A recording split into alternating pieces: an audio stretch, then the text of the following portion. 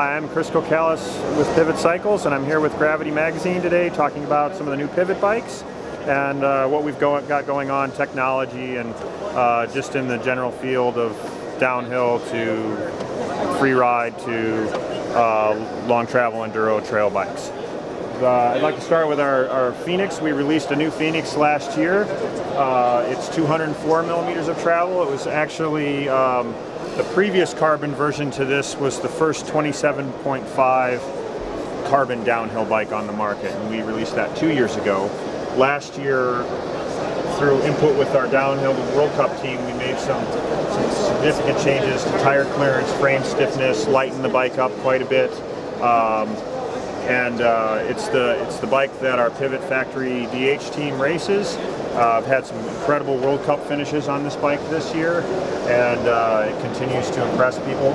It's got all the typical downhill stuff as far as travel and 157 millimeter spacing. We use the Fox Float X2 air fork on it.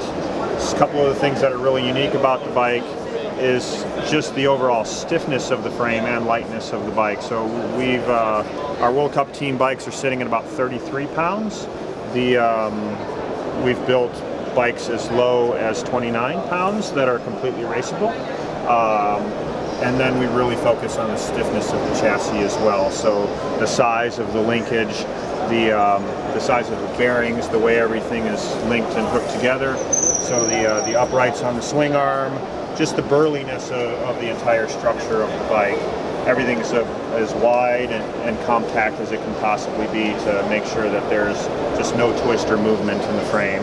And then very efficient carbon chassis. As far as the technology, we use a process called hollow core internal molding process, and it basically ensures that there are no wrinkles or voids on the inside of the frame. It uses hard forms on the inside to make sure that the inside of the frame looks as good as the outside of the frame, which basically means that we can use less material, we can optimize the material, and we can build a lighter, stronger chassis.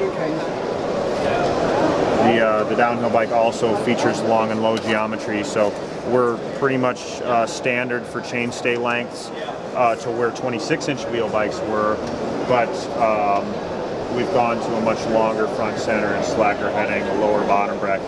Basically what all the top World Cup riders are running today. What makes it unique, however, is when you're looking at a pivot frame size, every C-tube on the downhill bike is the same length and every head tube is the same length.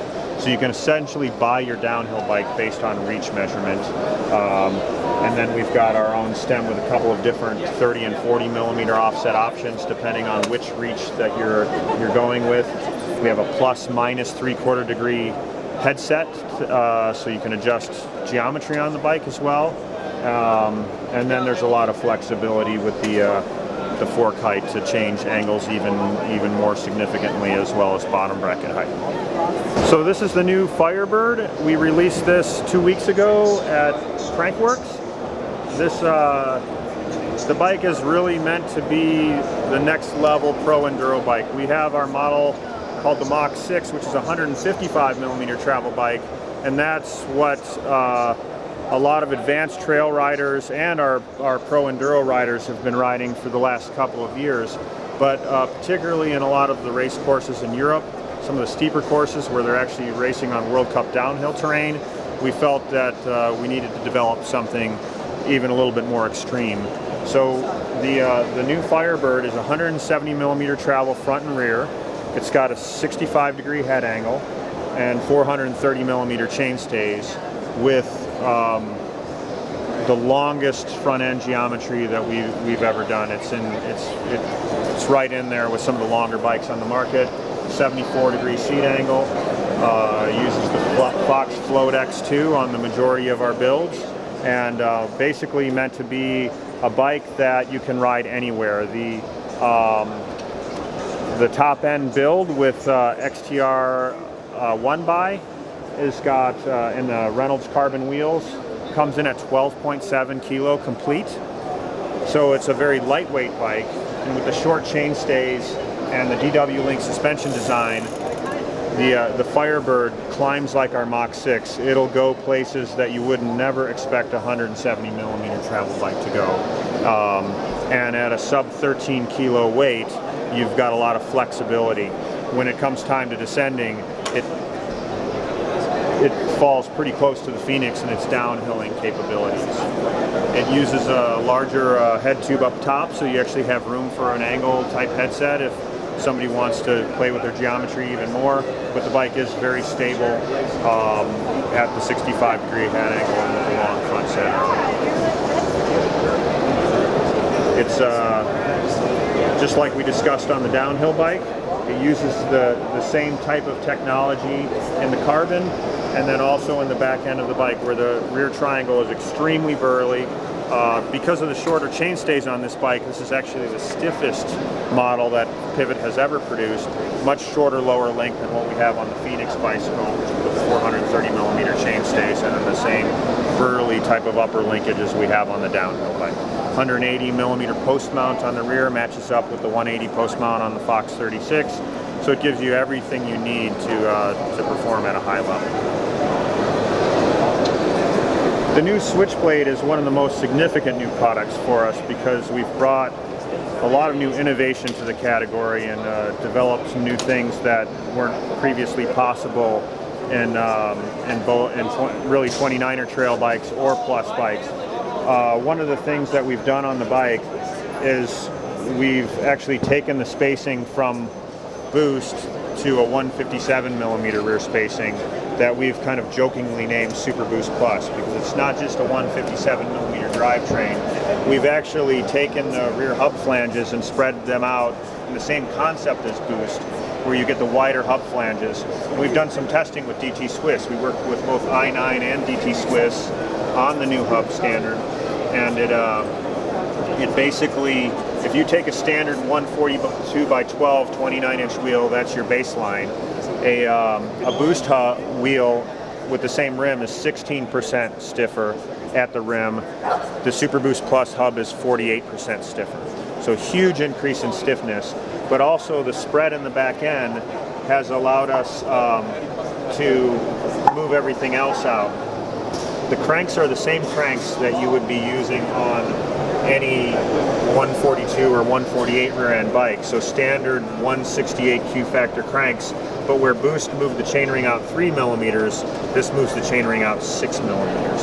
So we maintain good chain line without any sacrifice to Q factor on the bike, and so that's why we've named the system Super Boost Plus. What it's allowed us to do gives us a lot more clearance. We were able, this bike has, I believe, 427 millimeter chainstays, shortest chainstays for any Plus bike in the market. And when we look at the Plus bike in just a moment, you'll see it's got, even with the Plus tires, it's got monster tire clearance. It'll actually fit up to 3.4 inch 27.5 Plus tires on the bike. The combination has allowed us to build a bike frame that's both stiffer, has a shorter rear end. It's allowed us to put more into the reach of the bike, and you get a 29er 135 millimeter rear, 150 front trail bike, whether you're running it in Plus or 29 inch, that really allows the bike to handle like a full 27.5 bike. With the short rear end, you get that immediate pop over rocks, logs. The bike manual is really easy. But then the rollover of the bigger wheels is incredible, and of course with the Plus wheels, the traction that you get as well is amazing. One of the other things that we've done on the bike is with the geometry change. The 27.5 Plus wheels are a smaller diameter than the 29-inch wheels, so every bike actually gets shipped with 2 headset cups. One of them is 17 millimeters greater than the other one, and that makes up for the bottom bracket height difference that results from the 2 different wheels. And people can actually use that as a tuning option. So sometimes with the 29-inch wheels, if somebody's riding more aggressive enduro, the 17 millimeter cup gives you even more bottom bracket clearance, but also slackens the head angle by about 1/2 degree, and gives a more stable ride on the bike also. All Pivot models of this bike come with the Fox 36 fork. They will clear up to 3-inch Plus tires. It's The 36 diameter stanchions are really appropriate to to more aggressive riders on the 29 and 27.5 plus wheels. The Float X2 is, the Float DPS is custom tuned to this, although for more aggressive riders we do offer a Float X2 as an upgrade option. With the 157 Super Boost Plus, we have Industry 9 and DT Swiss that we've worked with on this design. However, SRAM with their new XO hubs have also spread the flanges to have a similar type system. And then the new Stans wheels on their 157 hub, they've also followed the same standard, and Sun Ringway will be doing the same shortly. With the crank set, you can actually run with a race face crank the turbine or the Effect SL, and instead of having to have a custom chainring or different offset part, with those two models, you can actually just flip the chainring over, and that'll give you the change and chain line that you need to accommodate this bike. Thanks for watching, and continue to look at Gravity magazine, and you'll be able to see full tests on the new pivot bikes in the near future.